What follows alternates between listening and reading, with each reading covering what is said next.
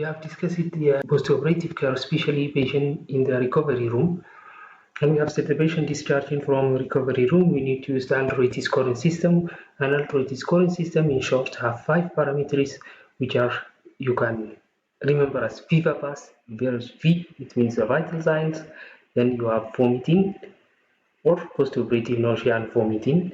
Then you have the pain management and surgical activity and surgical site and bleeding, and score more than 9, you will discharge the patient.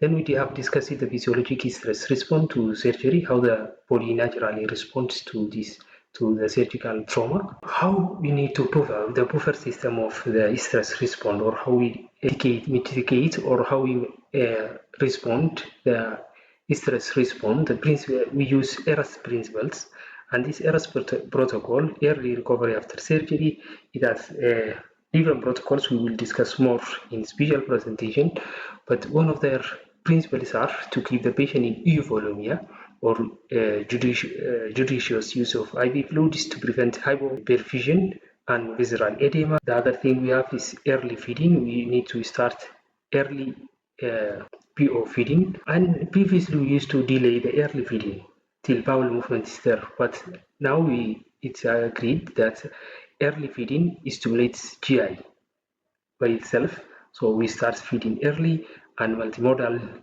use of analgesia or pain control and early ambulation to prevent venous thromboembolism, also to prevent atelectasis and respiratory complications, and also in pneumonia. There may be also urinary drainage or early removal of drainage systems, like urinary catheter should be removed early. In catheter removal, we have early removal. It means removing the catheter inside intraoperatively immediately after you finish the procedure, like minor procedures and some also major procedures.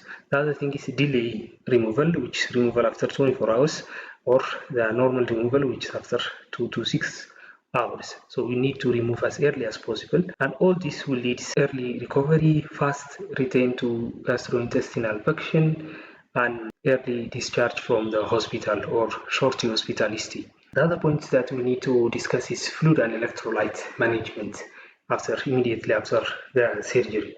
Immediately after the surgery, there is hypovolemia, there is blood loss. This NPO is not taking any fluid, so we need to know the fluid hemodynamics of the individual. Normally, the body fluid of a woman have 50% content of a fluid, and this fluid have divides into 2, intracellular and extracellular, and 2/3 of it are intracellular, 1/3 is extracellular. This 1/3 of extracellular have 2 components: 75% of interstitial fluid and 25% of intravascular fluid.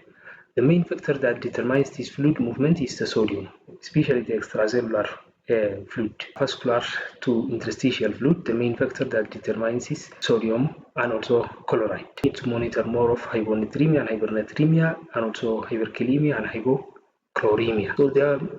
So for fluid replacement, we have 2 types of fluid that we mostly use, especially the crystalloids, not the colloid. So the crystalloids, we have sodium chloride solution or isotonic saline, which is 0.9% sodium chloride, and this type of solution, or normal saline, or simply NS, it has high chloride, then the 154, then the plasma, and pH is also lower, which is 5.7. And this means that if you give a large amount of sodium chloride, then there is a risk for hyperchloremic metabolic acidosis. So there is risk for acidosis, but it's used for any type of shock management, but it should not be a large amount or large volume of sodium chloride.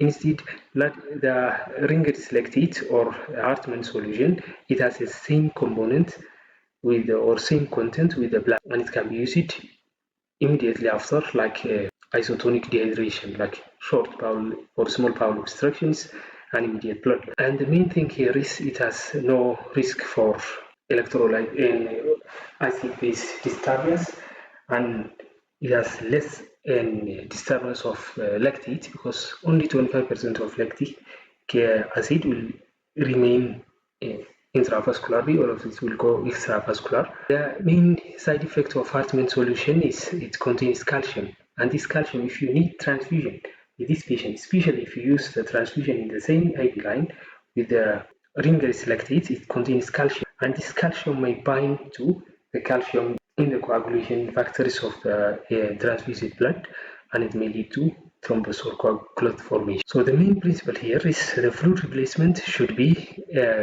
restrictive strategy. It should not be over to prevent high fluid, high volume replacement. We should not be more aggressive in fluid replacement. And the main effect of this, because this ERAS principle that we are using nowadays, that the main drawback of it is acute kidney injury. Because sometimes hypovolemia may lead to acute kidney injury, so we need to monitor the urine output. The next thing that we need to discuss after postoperatively after patient is after the operation, it's pain management or the control of pain. Because pain is mostly under-evaluated and or under-managed or sometimes ignored. Because more than 85% of patients have reported moderate to severe pain immediately after surgery or even after the discharge. So to prevent that, we need to control pain, especially using a multimodal analgesics. And the main principle here is to avoid use of opioids. So we have this like this triangle, the base or the antipain that we need to use more is PCM, paracetamol, and other non-steroidal anti-inflammatory drugs, especially or combination of them. And this combination of them will control all mild to moderate pain. It also may decrease postoperative nausea and vomiting. It will also decrease the need of narcotics. If pain is not controlled by this, most of moderate to severe pain will be controlled by the second group of drugs, which is oral opioids like codeine or hydrocodone that we need to use mostly, especially when the patient tolerates to oral intake.